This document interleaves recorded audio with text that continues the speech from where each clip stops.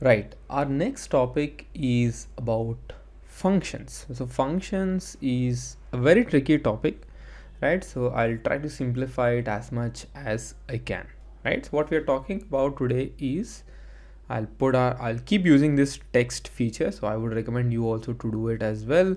So yes, so what we are discussing today is functions. Okay, so this we'll do it in two parts. So today we'll cover some basics, and in the next next module, we'll try to cover it a little more things as well. Okay, now functions is the way I want you to imagine is there are three important pieces in a function. Okay, input, logic, output. So these are the three important things in a function, in any function. Like it could be a simple function or a complex function or some utility function, whatever it is, right? So there are three things: input, logic, output. Okay, but David, tell us, what is this function even? How do you write a function?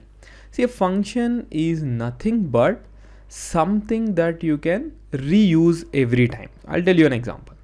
For example, so remember we wrote about print hello world in our first in our first session, right? So hello world, print hello world. We we wrote this in our first, right? And what if you, instead of the world, you put my name and then you print this. Okay, now I'll tell you a more trickier way of doing this. Okay, so first we will try to understand defining a function.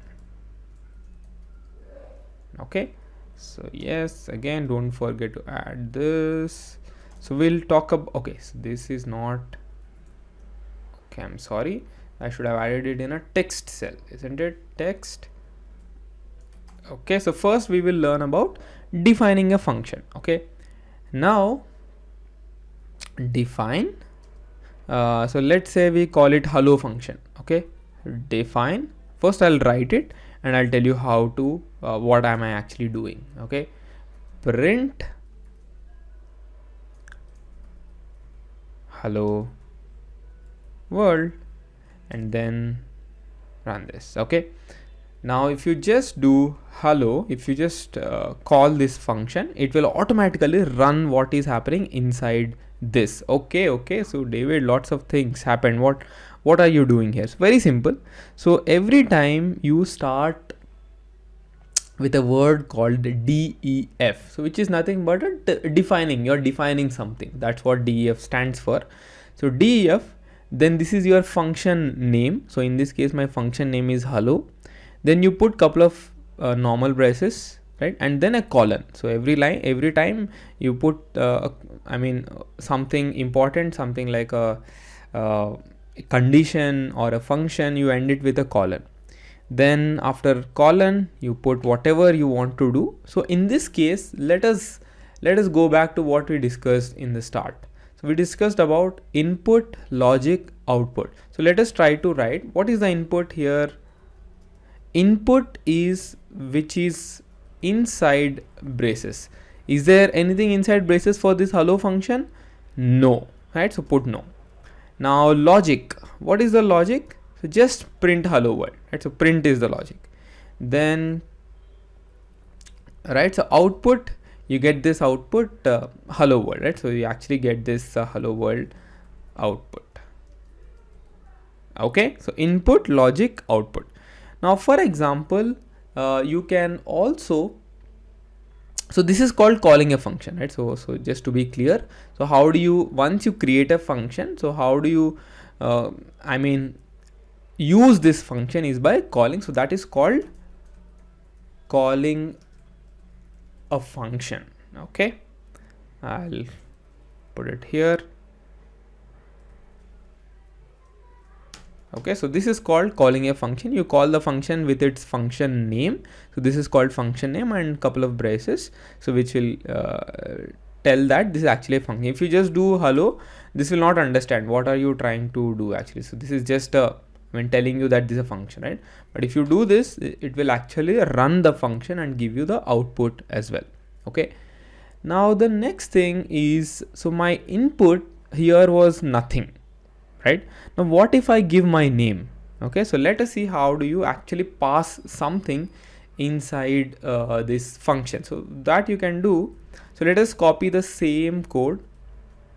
Okay, let us copy the same code whatever we had in the beginning, and here let us pass something called name. Okay, so any name, okay, name, and then instead of world we use this name. Okay, so here I'm using something called f strings. I'll explain you about f strings also in this. So you put flower brackets, then name. Okay, now run this. I'll show you first and then I'll explain. Okay, hello, and put my name David. Run this, it'll give you hello David. Okay, if I put my full name, it will give you the full name as well. If you put Python, it gives you Python. If you put your name, let's say your name is Satish, it gives you Satish. Let's say your name is Rajesh, it gives you Rajesh. Isn't this amazing, right? So this is called function with parameters. Okay, so what is this? We'll put a text. It's called function with parameters. Sometimes it's called params, right? So in a shortcut world, so parameters or params. So what is my parameter here? Name. Okay, so this is a third thing that we saw. I'll put number 3 here, right? So number 1, we defined a function. Number 2, we called a function. Number 3, we actually passed a parameter. Okay, now so David, what was that f thing that you did? So this f it's called f string because so whatever you type inside, it's called a string. Okay, it's called a string. So this one is called a string. But if you put f in the start and put something inside it, it's called f string. Okay, so that's the name of f string. Now the beauty of this f string is you can pass these parameters, right? So that parameters can be passed using curly braces. You put anything inside this name. So for example, let's say I define name is equals to my name, and then run this. This f string automatically gives you this parameter. So you whatever you call it. For example, let's say I give it for example, let's say cricketer. Okay, so and then cricketer, instead of David you put Dravid, and then you pass cricketer, right? And then you can actually see this, right? Isn't it amazing? You can actually use f strings in a very amazing way as well. Like for example, let's say you have country. So country is India, and let's say you have capital, and capital is New Delhi. You put an f string saying f. So let's use print because that is easy. So inside print you can have this f string. So so what do you say? New Delhi is the capital of India, right? So now you type it this way, right? So New Delhi is the capital city of India. But now let us replace this India with country. Okay, how do you replace?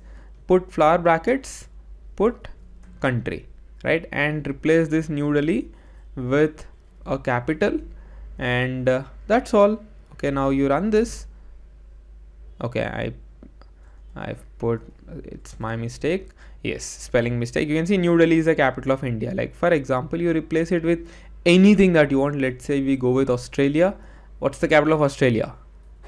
Okay, it's actually Canberra, right? So now you run this, you actually get Canberra is the capital city of Australia. Isn't this amazing? So that's what f strings are. Okay, so this was just a side topic to help you understand what are these f strings. Okay, so I'm just putting this. These are called f strings. A very important topic, especially when you are dealing with print statements and all. It's very handy. Okay, so that's why I wanted to cover this aspect as well, right? Now finally, before we close this session, so let us cover one more thing, which is nothing but So we have seen input, we have seen the logic, right? And then it is trying to print something. Okay, now what if I want to do some actual, like, so let's say some maths, and then return something. Okay, so this is called returning something. The function actually returns you something. Okay, so what do I mean? Like, for example, I have two numbers and add these two numbers. Okay, so that is, I want to create a function, right? So I want you to pause the video and try creating a function which will add two numbers, right? I'll pause it, do it. Okay, I hope you paused it. So let me show you how. So define, so let's say add, I will call it add numbers, right? So for simplicity, and pass two values x comma y. You can pass multiple parameters. Okay, x comma y colon. Now what you do is, for example, you can just do something like print x plus y. Okay, run this, and what does it do? Add numbers, let's say 5 comma 6. You run this, so what does it give you? It gives you 11. Okay, but okay, so this is, David, this is already giving the output that I need. What do you want me to return, right? Now for example, let's say I put some variable v, and it stores whatever is coming from this function. Okay, add numbers 5 comma 6. Okay, I run this. Okay, now let me try to access this v. What does it say? It does not give you anything, because you are just printing it, right? You are not returning anything. For you to return, what you have to do is not printing, but you have to return x plus y. Okay, so now you do it, right? So it gives you the same output, but if I run this v and now try to access this v, so this v actually stores the value of addition of two numbers. So that is the powerful nature of this return. You can actually access the answer of this function. So this is called function with a return value. Okay, so let's type it here. So number 4, function with return value. So this is what we've returned here. In this case, it is just addition of two numbers. So let's recall what happened in this module. Function, so we got to know that function has three things: input, logic, output.